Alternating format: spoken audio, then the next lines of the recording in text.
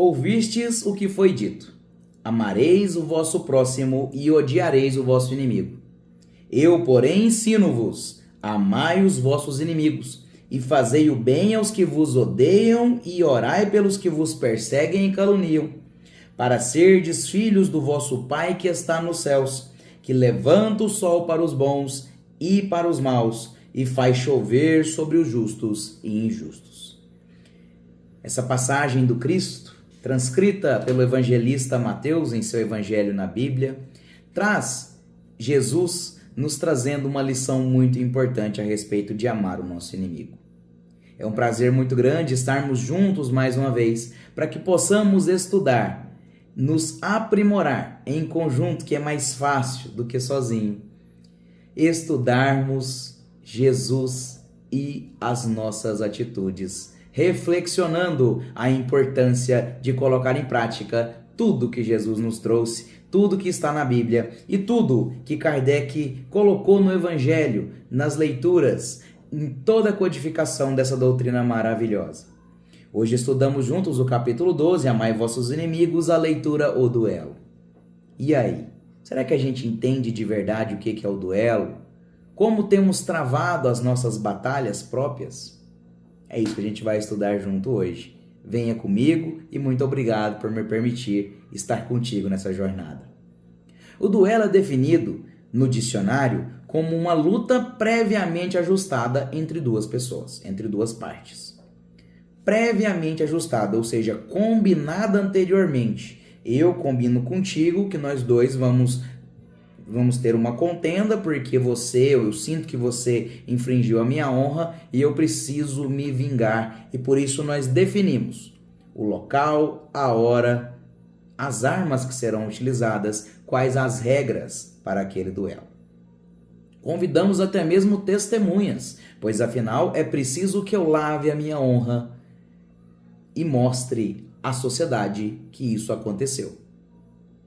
Mas de onde vem esse costume? Vamos voltar lá nos primórdios da existência humana. O ser humano, quando chegou aqui na Terra, quando foi despertando na sua evolução, ainda carregava consigo muito das características primitivas, muito dos costumes animais. Era preciso defender o território, era preciso ser mais feroz, era preciso infringir sobre meus inimigos à força, para que eles entendessem que eu domino aquele espaço, que eu sou alfa. Esse costume que a gente foi herdando dos animais e que foi crescendo na sociedade, afinal nós somos seres que convivem em sociedade, somos seres sociais, fomos criados assim, e afinal na sociedade é mais fácil que a gente evolua, mas ao mesmo tempo é mais difícil que a gente tolere, já vamos chegar nisso. E a gente foi tendo costumes que, por exemplo, se alguém infringisse a minha honra, ou se alguém matasse um animal meu, uma galinha que for, eu poderia ir lá e matar todo mundo, matar a família inteira, porque assim eu estaria me vingando pelo aquele prejuízo que o outro me trouxe. Se o outro cruzasse as minhas fronteiras, ou seja, se adentrasse a minha casa, eu poderia infringir-lhe bastante força bruta para preservar a dominância sobre o meu espaço. Quando Moisés traz para o mundo o primeiro código de lei divina, os 10 mandamentos, ali a gente tinha não matarás. Moisés traz junto algumas outras leis para a conservação da espécie e inclusive revive o antigo código da Babilônia de olho por olho, dente por dente. Um costume muito antigo, uma lei muito antiga, a regra de Talião, e que a gente pode considerar barbárie nos dias de hoje, mas para a época de Moisés já era uma evolução muito grande das leis sociais que permitiam que a gente infringisse dor àquele que me trouxe prejuízo. Quando Jesus aqui esteve, ele nos ensinou um pouquinho diferente. Ele mesmo disse que não veio para criticar profetas, veio fazer com que a lei fosse cumprida, mas então ele ressignifica aqueles 10 mandamentos em 2. Amar o próximo como a ti mesmo e amar a Deus sobre todas as coisas. Então, primeiro eu amo a mim, depois eu amo o outro, e então eu amo a Deus. Amar a Deus sobre todas as coisas e ao próximo como a mim mesmo. Os 3 atos estão interligados, porque ao final Jesus chega a resumir toda a lei divina na palavra amor. Então é impossível que eu ame a Deus se eu não me amo ou se eu não amo o meu próximo. E é impossível que eu ame meu próximo se eu não ame a mim mesmo. E é impossível que eu ame a mim mesmo se eu não amar o meu próximo, porque tudo está interligado, a gente já vai entender por quê. A vingança, esse desejo que desperta, que eu me vingue, que eu lave a minha honra, e na maioria das vezes que eu lave a minha honra com sangue, vem da minha natureza primitiva, mas é cultuado até hoje. Porque o duelo hoje em dia é visto como crime na lei já social do homem, mas ainda mais na lei de Deus. Afinal, os espíritos de luz que trouxeram a leitura para esse capítulo, para esse item, o duelo, vem trazer que Deus condenou, né? Deus condenará aquele que fizer raca ao seu próximo, ou seja, aquele que maldizer o seu próximo ou que não querer o seu próximo do lado, porque a raca era uma repudiação que inclusive se dizia raspando a garganta, né, que eu estou repudiando aquela pessoa. Se só por isso Deus já me traria, de certa forma, uma prova, né, um resultado ruim para aquele ódio que eu estava destilando, imagina no duelo onde há derramamento de sangue. E se eu me sinto tão desonrado a ponto que eu precise lavar a minha honra com sangue, imagina, porque eles vêm trazer também na leitura, imagina quanto sangue Jesus nos cobraria, pois afinal ele trouxe a mensagem do caminho, como eu deveria seguir para ser salvo, e em vez de nós amarmos ele, em vez de nós recebermos com muita honra e muita glória do Cristo estar presente, nós o açoitamos, o crucificamos e ainda zombamos dele crucificado. E em vez de Jesus querer se vingar de nós, o que ele faz? Ele pede na cruz para Deus nos perdoar, mostrando que o caminho é realmente amar até mesmo os que me perseguem, até mesmo os que me caluniam e, no mais, perdoar incessantemente, independente se você é culpado, porque Jesus não era culpado de nada. Ele simplesmente mostrou um caminho, nós não nos julgamos aptos, né, a receber e achávamos que estávamos acima de tudo e assim o crucificamos. Porque já é do costume social, inclusive o termo justiça divina, aonde eu deixo para Deus a justiça. Então eu julgo alguém que cometeu uma atrocidade e se Deus achar que ele é justo, que aquela pessoa que a gente está sendo injusto com ela, ele tira ela do martírio. Então eu posso colocar a pessoa na guilhotina, que se por acaso ela não for culpada, Deus não faria com que a cabeça dela fosse cortada. É deixar para Deus que Deus resolva. Então se Deus achar que ele não é culpado, ele vai ser salvo. É um costume muito antigo e que, inclusive, aqui nessa leitura, a doutrina vem nos asseverar que esses, nessa época, ainda demonstravam, já por colocar Deus como julgador, que eles estavam ali terceirizando a responsabilidade pela fé. Mas hoje, depois de a gente ter Moisés nos trouxe a lei, Jesus explicou a lei resumida, o Espiritismo vem trazer todas as respostas. Será que nós, hoje, nos dias atuais, poderemos deixar para Deus esse juízo?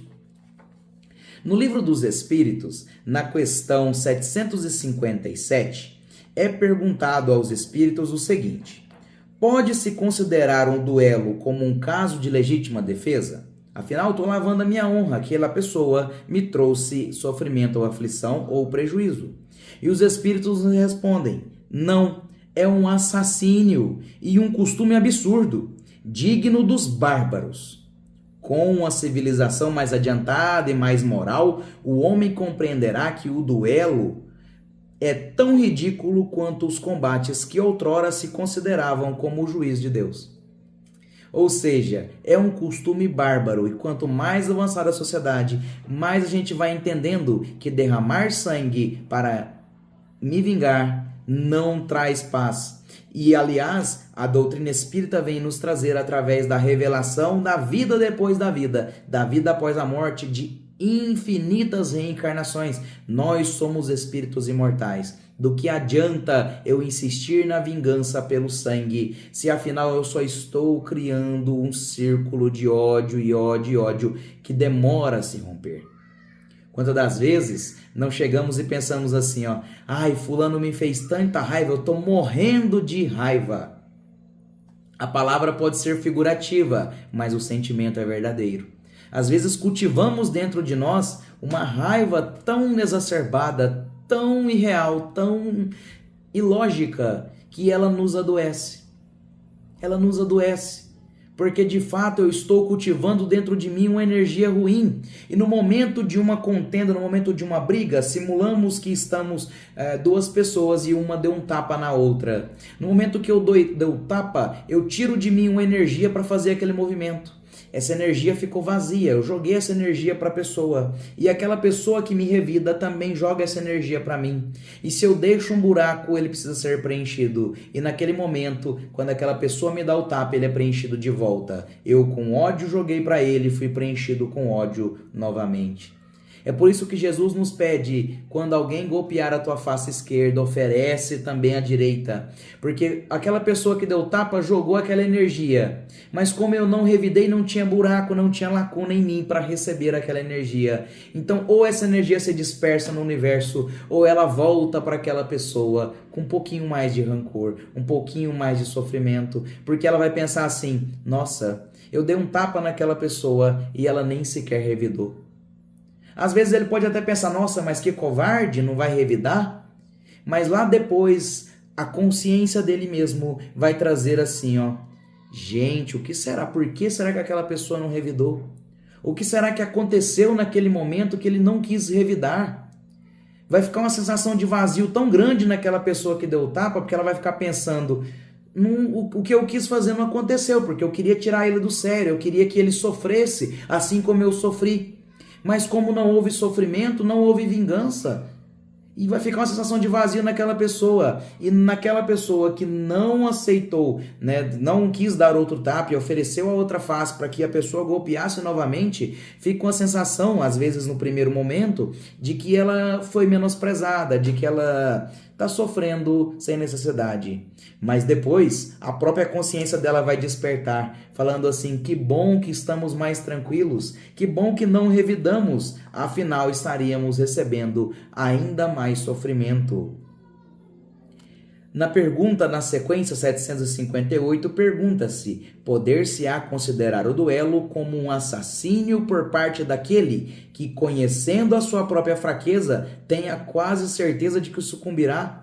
Ou seja, o duelo, quando a pessoa convida a duelar, quando ela convida a uma contenda, ela tem certeza que ela vai ganhar. Porque ela sabe que ela é mais forte, ela sabe que ela é mais poderosa, senão ela estaria sendo um idiota de convidar o outro que é mais forte ao duelo.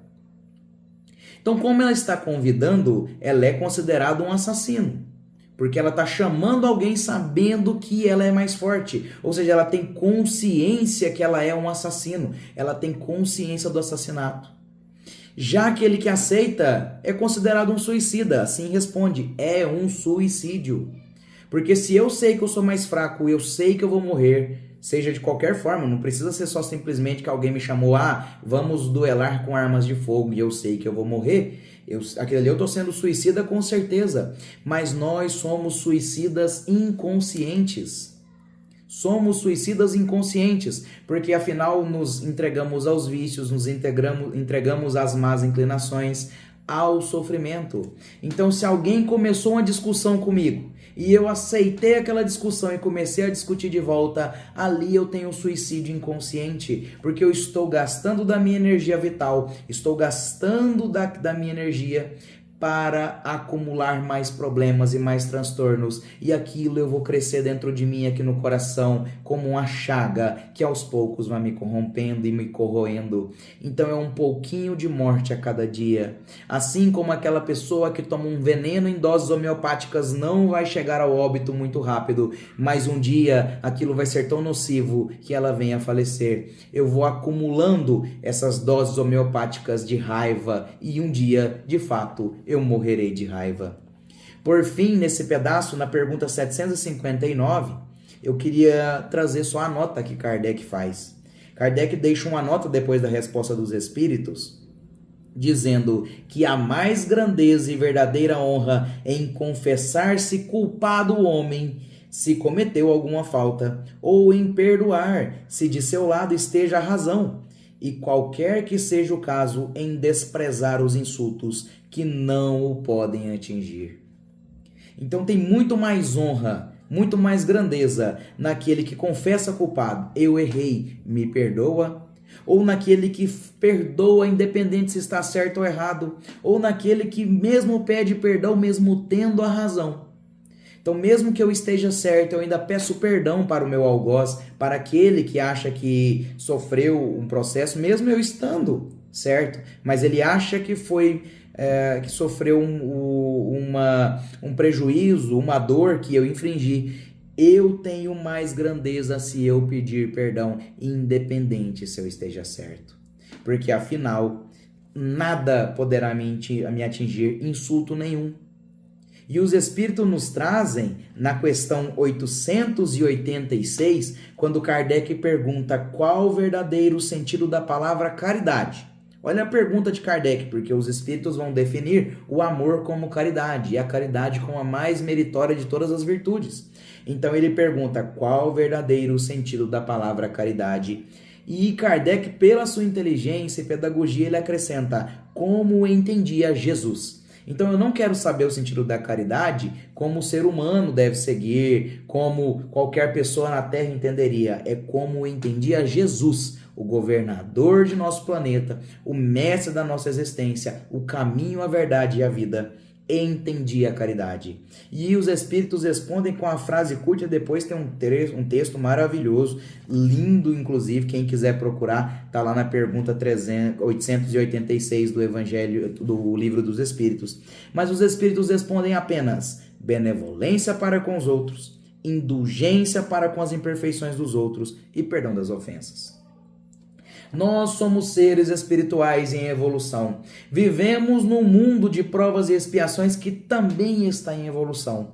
Como eu posso esperar do outro algo diferente de um ser que está em evolução?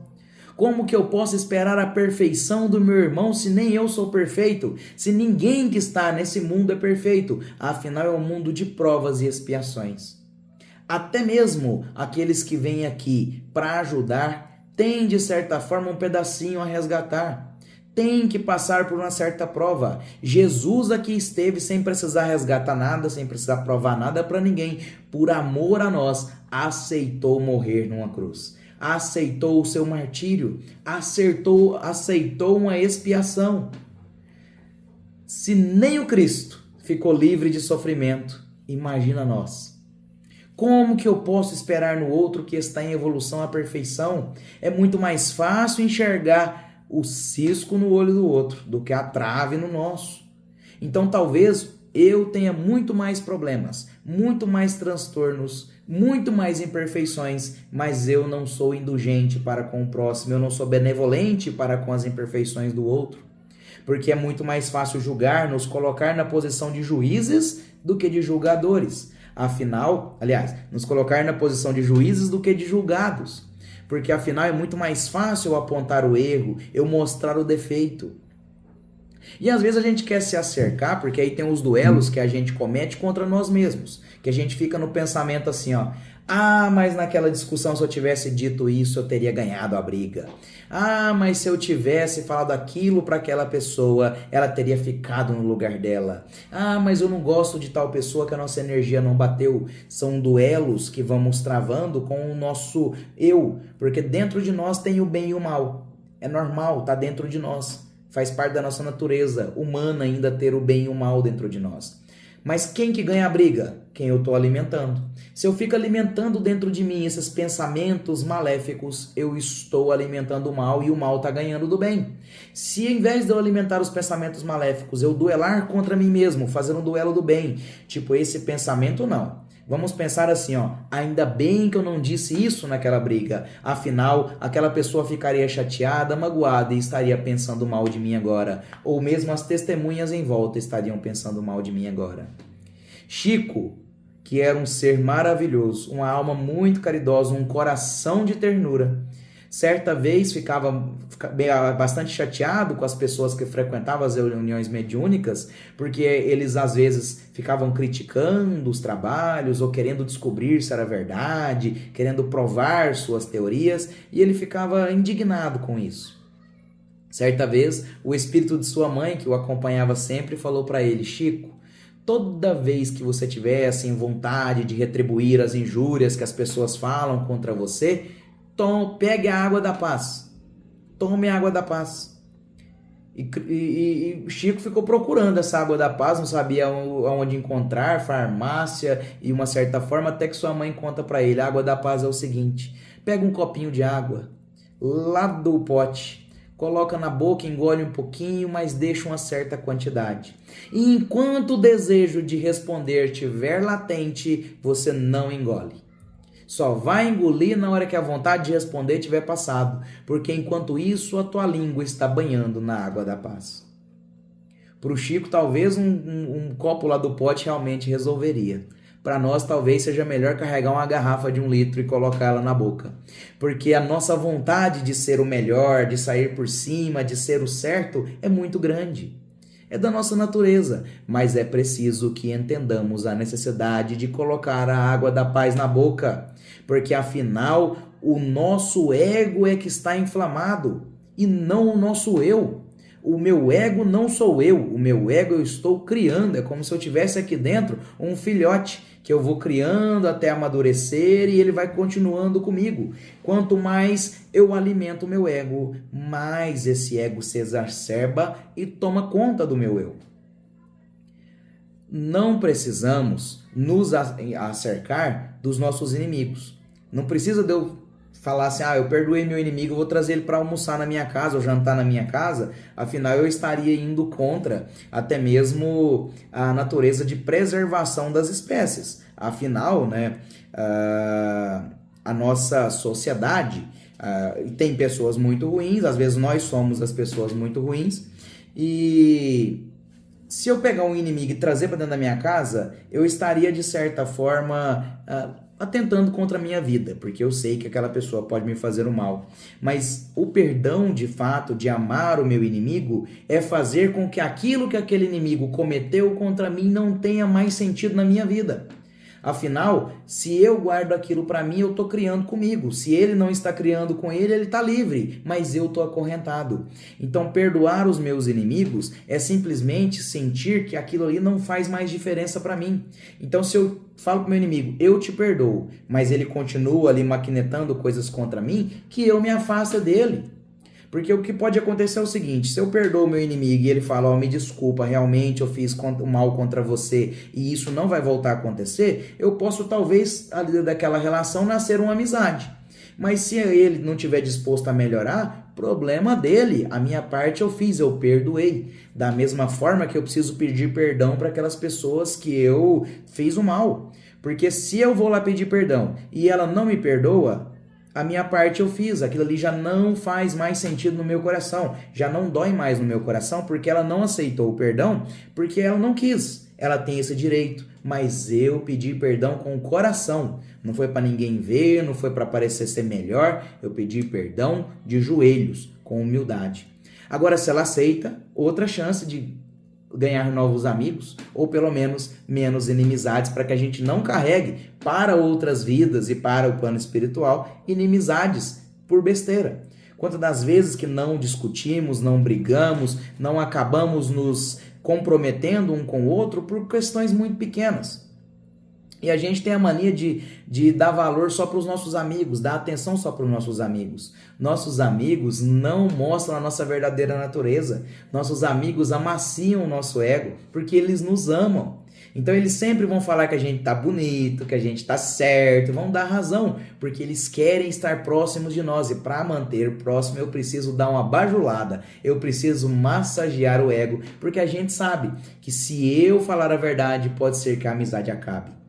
É aí que o inimigo entra. O inimigo é oportunidade de melhora, porque ele me mostra onde eu estou errando, ele me mostra onde eu estou sendo ruim, aonde eu estou sendo pejorativo. O inimigo me mostra a verdade. Então, que a gente faça os nossos inimigos aliados para me ajudar na evolução. Eu não preciso amá-los. Quando Cristo pediu amai os vossos inimigos, é perdoar os vossos inimigos. É porque naquela época o pessoal, para entender, teria que ser dessa forma. Porque aqueles que eu amo, eu perdoo. Aqueles que eu tenho no coração, eu não me magoo. É isso que o Cristo nos pediu. Ame o teu inimigo de certa forma que nada que ele faça seja de impactante no teu coração, mas que eu continue preservando. Para ir finalizando, já para a gente seguir para o andamento final do nosso estudo em conjunto, eu queria trazer o seguinte: afinal, perdoar é um ato psicológico. Porque quando a gente está maquinetando aqui dentro da gente tudo que a gente vai fazer de vingança contra aquela pessoa, eu estou alimentando o meu psicológico, o que pode me trazer transtornos também fisiológicos. Mas a princípio eu vou trazendo situações psicológicas. Mas esquecer, porque perdoar só não basta, é preciso esquecer. Eu só perdoo de verdade quando eu esqueço, quando aquilo não mais faz sentido. Aí é fisiológico, porque o esquecimento faz parte da natureza mecânica do nosso eu, faz parte da natureza mecânica do nosso cérebro. Sinapses neurológicas têm que acontecer para que algo não faça mais sentido, para que eu esqueça. Então, quando eu perdoo e eu esqueço, eu tratei o psicológico, eu tratei o fisiológico e tá tudo bem, porque aquilo não mais vai me corroer, não mais vai me trazer penalidade, não mais vai me trazer problemas. Dessa forma, eu trago para que a gente estude em conjunto, para que a gente entenda de fato a necessidade e a importância de perdoar, de ser cada vez mais humilde, a ponto de que eu possa pedir perdão como os Espíritos me pediram, independente se eu estou certo ou errado. A fé na vida futura acabou com a necessidade da vingança e, de certa forma, escancarou para nós a necessidade de perdão, de pedir perdão para que eu quebre esse ciclo vicioso de ódio, de inveja, de ganância, de vingança. Eu só vou de fato estar livre dos meus inimigos quando eu os perdoar e quando eu esquecer o que eles me fizeram. E eles só vão estar livres de mim quando eles também me perdoarem e me esquecerem. Então que nós sejamos cada dia mais preparados para pedir perdão. Porque na oração que o Cristo nos ensinou e a gente repete paulatinamente, nós pedimos a Deus que nos perdoe como temos perdoado. E eu tenho certeza e posso afirmar com categoria que Deus nos perdoa muito mais do que a gente tem perdoado. Porque Ele nos ama como um pai e nós somos seus filhos e Ele nos dá inúmeras chances de melhorar, de crescer e de se aprimorar e erramos. E Ele nos perdoa mais uma vez e erramos de novo e Ele perdoa de novo. E às vezes o nosso próximo só erra uma vez com a gente, uma questão pequenininha, e a gente já o crucifica para a eternidade. Então que possamos de fato perdoar como Deus tem nos perdoado. Não que eu queira mudar as frases do Cristo, muito menos a forma que Ele nos ensinou a orar. Mas que a gente possa perdoar como Deus tem nos perdoado. Porque a gente vai perceber o quanto pouquinho que estamos fazendo. Obrigado pelo tempo de vocês, por me permitir estudar em conjunto, afinal os ouvidos mais próximos da minha boca são os meus. E era necessário que eu estudasse esse capítulo, que eu estudasse junto com vocês, como a gente tem feito por tantas outras vezes, todo esse evangelho maravilhoso, todos os ensinamentos do Cristo que são maravilhosos e é muito necessário. Obrigado a cada um de vocês pelo seu tempo. Fica aqui o meu abraço fraternal. Que Jesus possa continuar nos acompanhando sempre, Deus nos abençoando infinitamente. E que assim seja. Obrigado. Um beijo. Fiquem todos com Deus.